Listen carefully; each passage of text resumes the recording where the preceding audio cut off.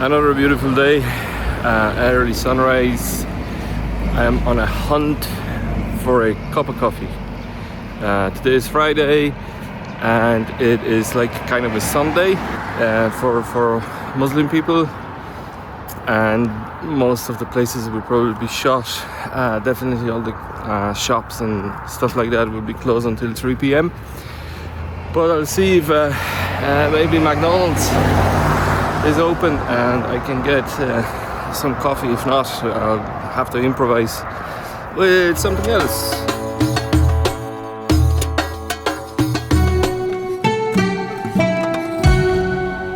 Stark contrast from last night. It's early morning, 6:30.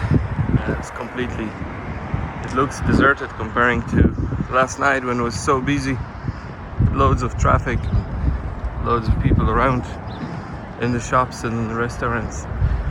Like, what's interesting about here is even the shopping center and the clothes shops and stuff like this was closed nearly at midnight, so very long days.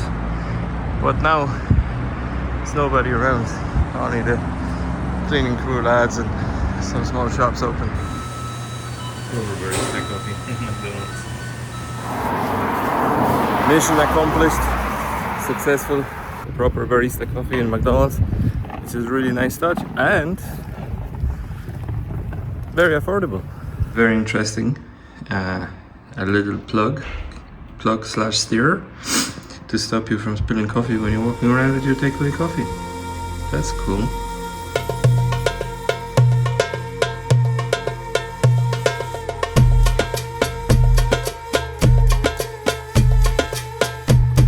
We managed to get to the viewpoint for Ushaiqer.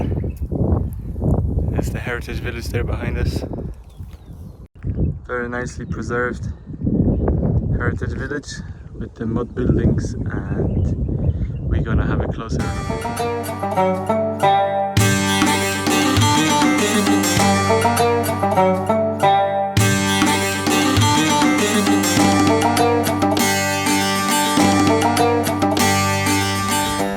Doing a little bit of an exploration here in the Ushaiqer Heritage Village. Very nice, tight, bendy roads between the buildings, made with the straw and clay. You can see the details in the walls. You see the straw and the mud in the buildings, in the walls, how it was constructed.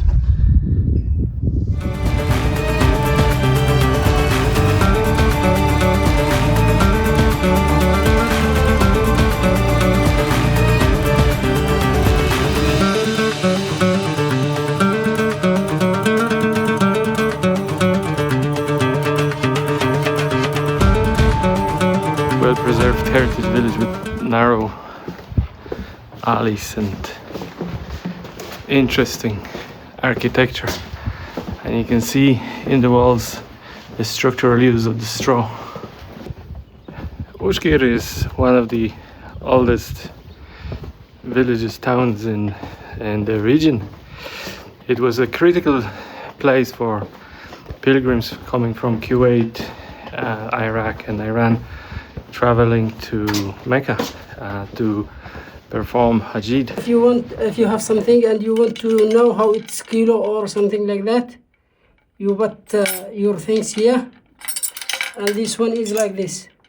It is very heavy, and this is the how many kilos here, the marks.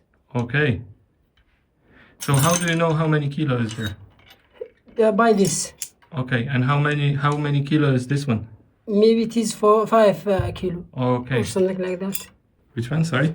This is one for water to get it from hole. From the well. Yes. Okay. And it's from it's made from leather, yeah? From the skin. Skin, yes. From a sheep. From animal, yes. Yeah. What animal? Yes. Goat or camel?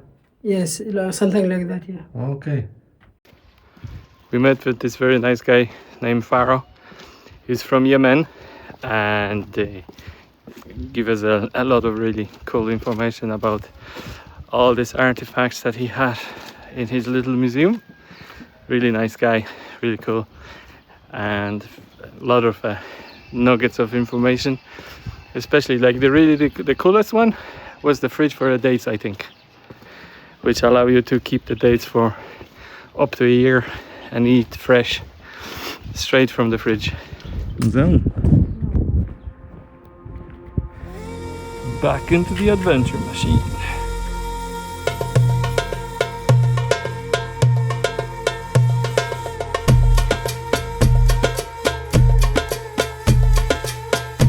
It is a typical of us to go to unexpected adventure.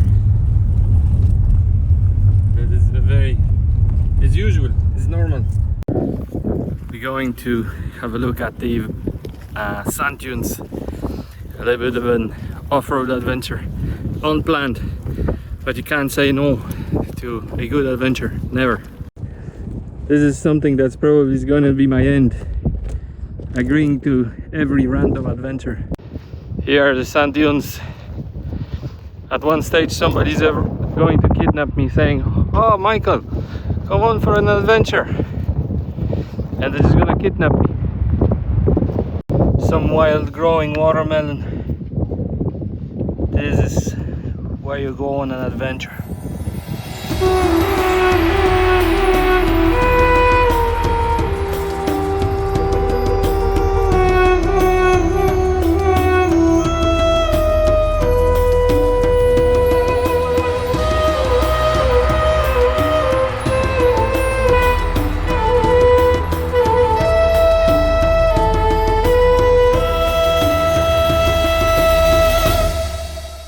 We're going to make a what looks like watermelon investigation.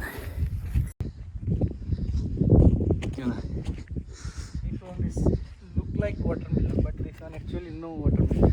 This one,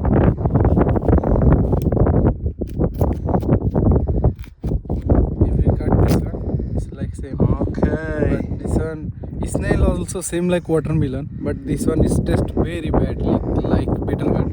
It's same like. I'm not gonna be trying that. Well, I'm first coming there. I think this one watermelon. That's why I cut one same like. Then I tried this one, but this one is my. Yeah. It kind of looks like a watermelon, doesn't it? Yeah, but this one look like a watermelon. Yeah. And it's like a bitter taste. Is it poisonous? Yes, it's like I think, but It'll make you sick. yeah. Okay, no, I won't even make me sick now. I don't want to try and make you sick. Thanks very much. Thank you, sir. It's actually much nicer than any hotel that we've been so far. It's a really cool place actually. There's the kitchen, restaurant, and the guy there that we were talking to. There's an RV here. That's the guy that we met there. He said it's a typical pastime for Arabic people. There is a kitchen, as I said, there is some temporary accommodation in the camper van, and a playroom, a sitting room, a kitchen area. And he said that the last week before they pack up is January, so they will stay here until January.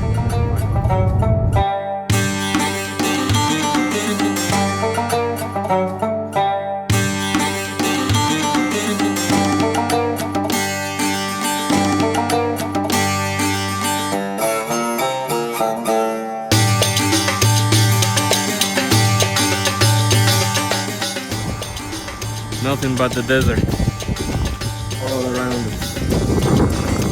Just the desert for miles and miles and miles without end.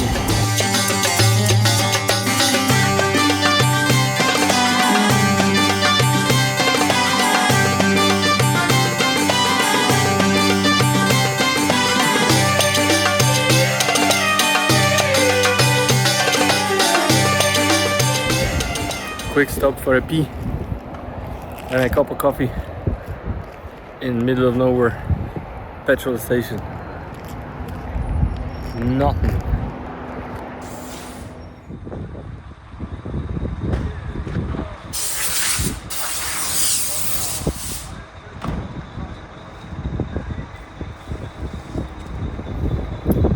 After 970 kilometers journey, we eventually arrived to Al Ula. Tomorrow we are going to see the canyon, and day after tomorrow most likely we're gonna go and see Hegra. Maybe we're gonna go Hegra twice, don't know. Maybe we're gonna go to canyon twice, don't know. This is what you get for 72 euros in Al Ula. Very nice standard. The best room so far. Much better standard than in Riyadh.